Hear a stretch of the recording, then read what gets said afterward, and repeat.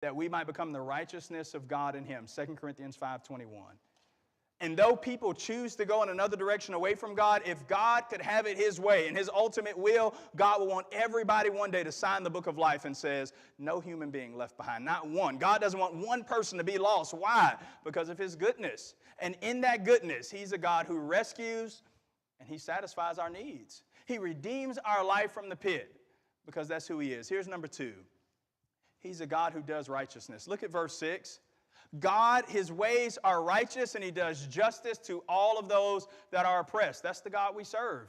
He always does what's right. On one occasion, Abraham was in this dialogue with God. You remember God's going to destroy Sodom and Gomorrah because they're right. And then there's Sodom. If there were, let's just say 50 righteous people there, and God says, if you find 50, I won't touch the city. And Abraham says, okay, well, what if there weren't 50 people? What if there are 45?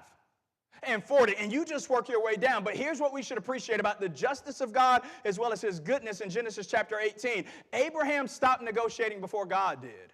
God would have went all the way down with him because God is that good and he wants to do what's right. And in that account, he's saying to Abraham, not one person who does not